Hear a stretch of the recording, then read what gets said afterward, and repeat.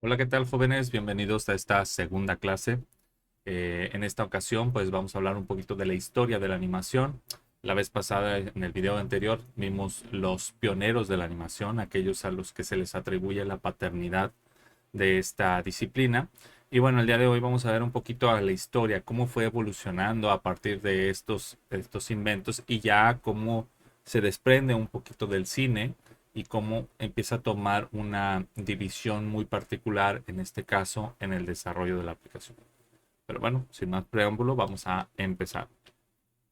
El primer registro que se tiene de un invento, en este caso, que fuera a partir de la creación o la contemplación del movimiento sobre las imágenes estáticas que no eran propiamente grabadas o fotografiadas con anterioridad, pues data de 1829 y es con Joseph Antoine Ferdinand Plateau, que es un famoso inventor francés, si no mal recuerdo, y el cual se le atribuye la paternidad o la invención del fenaquistiscopio.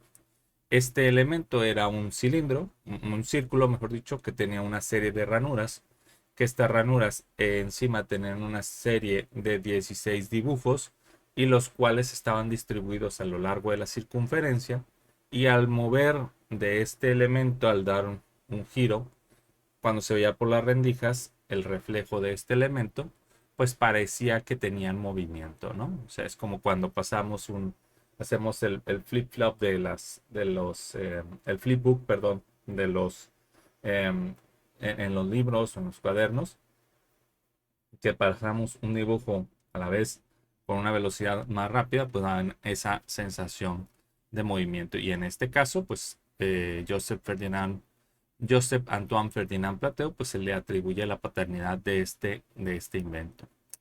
Después, bueno, alguien que ya habíamos mencionado que tuvo contacto con James Stuart Blackton es Tomás Alva Edison, que en 1894, perdón, tiene el primer proyector individual, y que si se fijan ahí, pues son una serie de cilindros en los cuales la cinta sí, la cinta cinematográfica pasaba, y entonces por un visor que estaba colocado en la parte superior se podía ver la proyección. Evidentemente, esto pues nos recuerda mucho a los Viewmaster, ¿no? Que eran estas gafas que tú le pasabas unos discos, que se veían los pequeños negativos, y después pues los veías a contraluz y evidentemente se movía. A este elemento, a este proyector individual, lo denominó kinetoscopio.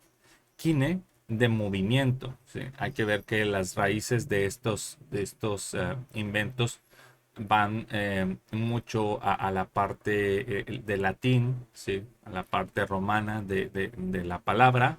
La génesis de esto, pues obviamente es kine, es movimiento. El siguiente es el invento que en 1834 creó William George Horner y se llama zootropo. El zootropo en realidad era una especie de cilindro el cual giraba alrededor de un otro cilindro en el centro, y que este cilindro central tenía una serie de espejos colocados alrededor de su circunferencia, y en el cilindro exterior tenía una serie de tiras que cuando nosotros dábamos vuelta ese cilindro, esas tiras al reflejar en cada uno de los espejos se veía como si fuera un elemento que estaba en movimiento. O sea, era un solo elemento en la misma posición y era esto. De hecho, este invento sale en la película de la historia de Pixar.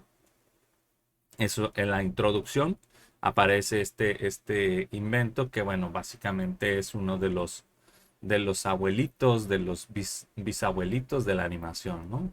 Y obviamente, pues esto generaba estos inventos, debo decirlo, que eran cosas que eran muy como que personales o para verse en grupos pequeños, no era que se juntaran en una sala como un concierto y se proyectaran, ¿no? Estos eran inventos que se utilizaban de forma casera, obviamente pues era de una cierta clase social los que tenían la oportunidad de tener acceso a este tipo de inventos. Luego Pues bueno, ya vemos aquí a James Stuart Blackton en 1906 y el cual es uno de los principales promotores y de los que utilizaban el stop motion. El stop motion a través de esta técnica que después vimos que también estaba con James Stuart Blackton y con este segundo de Chomón. Bueno, pues ahí en 1906 se le reconoce a James Stuart Blackton como esta parte. Ah, una cosa muy importante.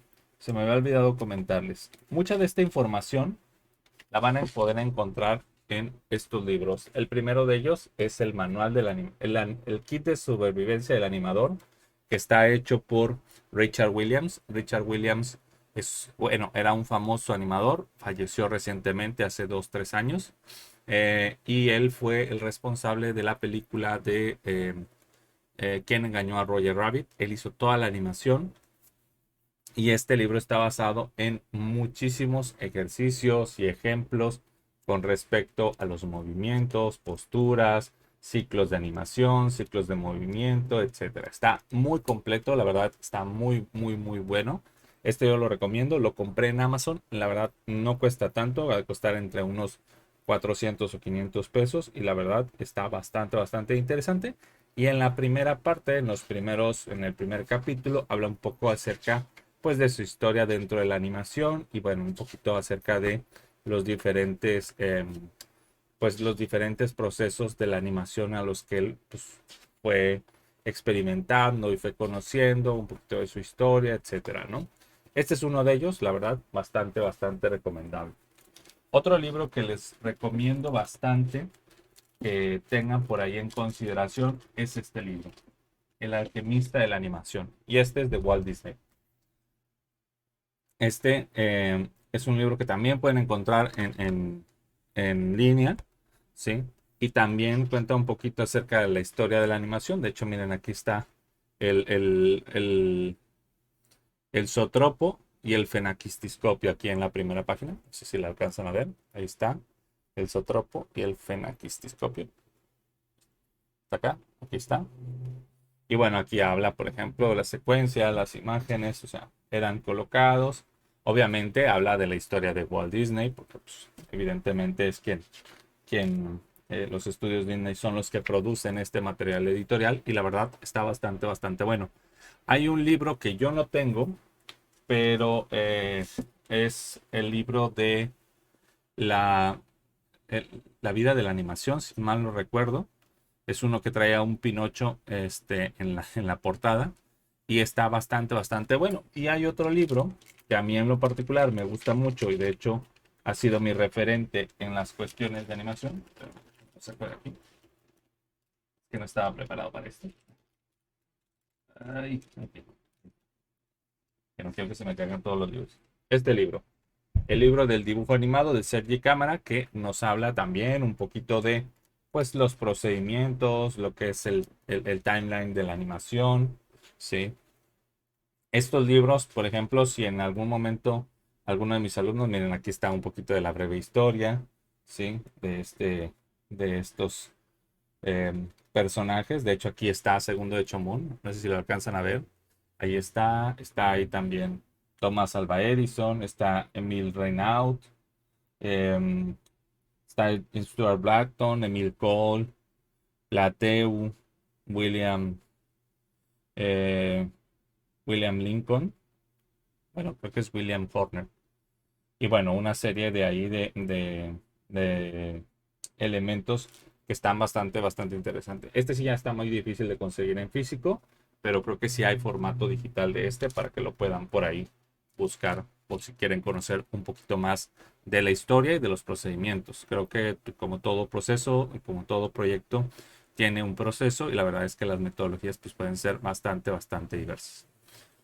Um, entonces, bueno, hablábamos en este caso pues de James Stuart Black. Emil Cole, que en 1908 utiliza una técnica que es el frame to frame, es decir, de cuadro a cuadro, donde iba haciendo una película virgen rasgada con un punzón, es decir, sobre el mismo negativo, él iba haciendo los dibujos a mano. ¿sí?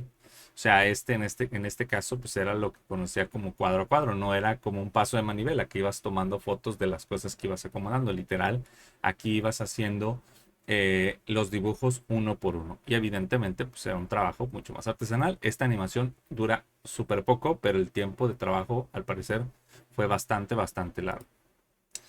Ladislav Starevich, que es un eh, cineasta y productor polaco, si mal no recuerdo, que en 1912 hizo el primer corto animado de stop motion con insectos. Ese corto animado que hizo, pues evidentemente su primera idea fue utilizar insectos reales, porque le gustaba mucho el estudio de los insectos, pero sabía que, por ejemplo, el momento de utilizarlos eran demasiado frágiles y demasiado quebradizas. Entonces lo que hizo fue hacer estos elementos a escala con alambres y con algunos tipos de arcilla y eso para poder hacerlos un poquito más flexibles y evidentemente poder hacerlos maleables, ¿no? Entonces por ahí pueden ustedes buscar algunos cortometrajes de él, que principalmente pues los más reconocidos son estos de los insectos. ¿Okay? Luego viene Winsor McCay, que en 1913 creó el personaje de Gertie el dinosaurio, que fue la primera animación 2D, pero aquí estaba muy interesante este espectáculo porque él hacía la proyección en un cine y después desaparecía de la escena metiéndose atrás de la pantalla y entonces salía él en una versión animada, este, interactuando con el dinosaurio. Esto fue algo que pues les rompió el esquema a mucha gente, porque pues era como que en tiempo real, ¿no? Pero en realidad pues todo eso había sido dibujado previamente. De hecho, esto se parece, hay una ópera que está hecha, es italiana. Bueno, no es una ópera, es una obra, es un largometraje de tipo musical que se llama Allegro non troppo, que fue creado muy similar a Fantasía, pero creo que fue un poco antes de Fantasía. Y hay esa interacción entre el mundo real y el mundo animado. Está muy padre, la verdad les recomiendo que la vean. Este, Ahí pongan en los comentarios qué les pareció. Pueden poner ahí en YouTube está Allegro non tropo. Cada uno de los cortos que les he mencionado, si ustedes los buscan en internet, en YouTube, los van a encontrar. Yo no los puedo poner porque, pues obviamente por cuestiones de permisos y de registro, pues ahí no podemos ponerlo. Nos arriesgamos a que nos quiten el video, pero en este caso ustedes pueden buscar cada uno de estos autores. Luego viene Raúl Barré con el sistema Slash. Aquí debo hacer una aclaración. Esto que están viendo en pantalla no es el sistema Slash. Este es el sistema de rotoscopía, la mesa rotoscópica que hicieron los hermanos Fleischer. Pero sin embargo, lo que él inventó fue un elemento muy similar, que lo que hacía era proyectar imágenes y poderlas copiar a manera de dibujos animados. Los hermanos Fleischer fueron los que crearon la rotoscopía. Sin embargo, el precedente de eso pues fue Raúl Barré, que en 1914 hizo la pivotadora de imágenes, ¿sí? O el calco de imágenes. Que entonces, después de esto, pues los hermanos Fleischer crean, ahora sí, la máquina rotoscópica, que es ese aparato que vimos anteriormente y que el cual te permitía primero grabar. Después esa cinta la revelabas y todo, la tenías lista. Luego proyectabas y entonces cuadro por cuadro ibas redibujando. De hecho, aquí tenemos un ejemplo de una grabación, un elemento rotoscópico y luego cómo se aplicaba esto. Las primeras películas de Walt Disney utilizaron rotoscopía para hacer más creíbles los movimientos de las personas. Películas como Blancanieves, La Cenicienta, La Bella Durmiente utilizan este sistema. Peter Pan, ¿sí?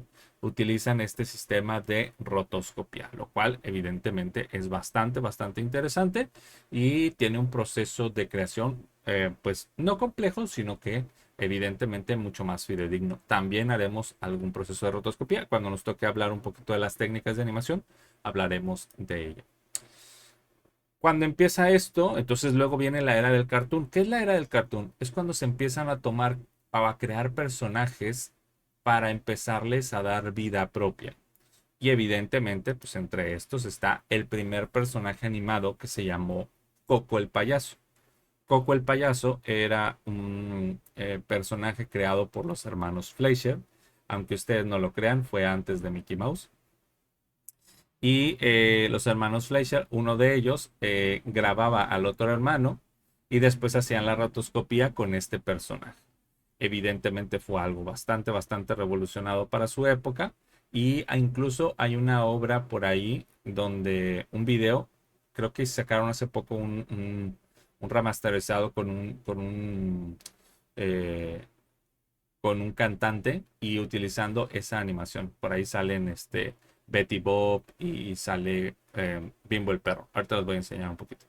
De hecho, una de las cosas que, bueno, que se le atribuyen a estos, pues es obviamente la utilización del blanco y negro y las manos. Las manos, hay diferentes teorías, ¿no? La teoría era principalmente la parte práctica, es decir, le ponían guantes a los personajes y zapatos para simplificar el hecho de tener que dibujar detalles como las uñas o los dedos de los pies, en este caso. Lo cual evidentemente, entre menos detalles tenga, pues mejor. Cuando veamos los 12 principios de la animación, entenderán un poquito más porque... ¡Ay! Se me fue. Luego fue el personaje de Bimbo el perro. Bimbo el perro, también creado por los hermanos Fleischer. Pues bueno, era este perro de ojos saltones, ¿sí? Con un suéter y unos guantes. Aquí hay un tema de discusión y es un tema que puede pues entrar en un poco en la cuestión racista. Según esto, en aquellos tiempos, pues evidentemente la segregación estaba bastante marcada. Entonces, eh, decían que la referencia de este personaje era un personaje basado en las personas de raza afroamericana. Sí, por el tipo de vestimenta, por el tipo de acciones, ¿no? Que evidentemente, pues hoy en día están bastante, bastante reprobadas. ¿Por qué? Porque no se tienen que hacer estereotipos de las personas según su preferencia sexual, su creencia religiosa, su religión, digo, su raza o etnia, ¿no? Entonces, pues evidentemente, pues si eso hubiera pasado al día de hoy, estarían bastante, bastante cancelados. No me cancelen a mí, yo solo soy el mensajero, pero ahí les pongo esa. Otra era que pues simplemente era, pues por simplificar y por hacer el contraste de colores, ¿no? Creémosle en el mejor punto a los que dicen esto, ¿no? Luego, pues la pareja de Bimbo el perro, que era Betty Boop. Y Betty Boop era esta chica que pues era cantante y era en aquel entonces era considerada una persona de la vida nocturna. Ah, otra cosa importante, los cartoons no estaban hechos para niños. Esto estaba hecho para el público adulto. Porque el público adulto era el que pagaba por ir al cine. ¿Sí? O sea, no había películas de dibujos animados para niños. De hecho, en Japón todavía hay esa cultura, que hay dibujos animados para niños y hay dibujos animados para adultos. Es como aquí, ¿no? En México nos trajeron los Caballeros del Zodiaco cuando era una caricatura que no era para niños, o unos dibujos animados que no eran para niños, y lo ponían en un horario matutino, lo mismo que Dragon Ball, lo mismo que Naruto, lo mismo que otras tantas, ¿no? Y Sandy Bell, etcétera. O sea, cosas que nosotros pues no debíamos consumir por edad, pues simplemente estábamos expuestos a eso, lo cual agradecemos mucho la ignorancia de esas personas porque si no nos hubiéramos perdido de una infancia totalmente diferente. Entonces Betty Boop pues era esta novia de Bimbo el perro, pues imagínense un perro, y tenía esos rasgos como de un perro, ¿no? Betty Boop. Después fue mucho más estilizada, basándose en el personaje de Helen Kane, que era una actriz, y dibujada por Grim Natwit, pero producida por los hermanos Fleischer. En ese entonces estaba todo por los hermanos Fleischer. Luego viene la parte donde interviene otro personaje que es bastante conocido, que incluso es la mascota de una cadena de pollo frito estilo Cajun, que es Popeye o Popeye. Popeye porque, bueno, pues es Popeye, o sea, ojo saltón, ¿no? Porque tiene un ojo chiquito y un ojo saltón. Dicen que no tiene los dos ojos, pero yo sí he visto cuando abre los ojos y tienen los dos. Entonces, como que tiene un ojo saltón. Eh, Popeye o Popeye, que era este marinero que, pues, evidentemente, pues, era un poco, pues, vida de marinero, ¿no? Un poco picarón, ¿sí? Y bueno, ahí tenemos que también estaba entre las las filas de los personajes de los hermanos Fleischer. No creado por ellos, evidentemente, pero sí tenían esa asociación. Luego viene Disney y aparece con su mundo de los largometrajes, los Silly Symphonies, Blancanieves, Peter Pan, Pinocho, Dumbo y todos estos cuentos de hadas que fueron principalmente adaptaciones de libros, principalmente de los hermanos Grimm y bueno, algunas otras tontas historias que, bueno, al día de hoy siguen siendo vigentes y estando vigentes y que cada vez siguen añadiendo más o remasterizando esas historias, ¿no? Luego iniciaron los hermanos Warner. Aquí está interesante porque los hermanos Warner empezaron, había quien quería eh, llevar los dibujos animados a, eh, a la televisión y entonces Warner se vuelve bueno, principalmente a Warner se le reconoce por lo atrevido que eran los personajes que estaba creando. Eran el arquetipo de los personajes de Disney, es decir, eran todo lo contrario que hacían los personajes de Disney. Eran alocados, eran tremendos, hacían barbaridad y media. Y de hecho, de ello derivó el personaje o las conocidas, los conocidos Looney Tunes, ¿no? Es decir, los dibujos lunáticos. Antes de eso estaban los Silly Symphonies, que eran estas caricaturas que hacían de personajes, no de personajes, de animales, de cosas, de cuentos incluso, previo a esto, ¿no? Entonces Warner pues fue una competencia bastante directa para Disney. Y luego vienen autores como Hanna-Barbera, que son Joseph Hanna y William Barbera, si no mal recuerdo. No es una sola persona, para los que pensaban que era una sola persona, no. Hanna y Barbera son los apellidos de los creadores que crean este mundo, que sí fueron creados principalmente para la televisión. La televisión entonces estaba teniendo un auge bastante importante y los primeros personajes en salir en estas series de televisión fueron los Picapiedra y los segundos fueron los Supersónicos. Y entonces crearon este mundo fascinante de dos dibujos animados que después pues creció tanto con otros tantos personajes como el Capitán Cavernícola, Scooby-Doo, Mandibulín, ¿cómo se llama? Fantomas, no, Fantabuloso, algo así. Este, este, Mandibulín, etcétera. O sea, una serie de personajes que, bueno, Maguila el Gorila, Huckleberry Hound, Tiro Loco, y bueno, otros tantos personajes que, bueno, el universo de William Hanna y Joseph Barbera, pues es bastante grande, ¿no?